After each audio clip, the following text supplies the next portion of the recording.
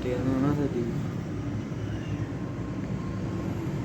belt ਚੱਲਿਆ ਤੇ ਕਦੇ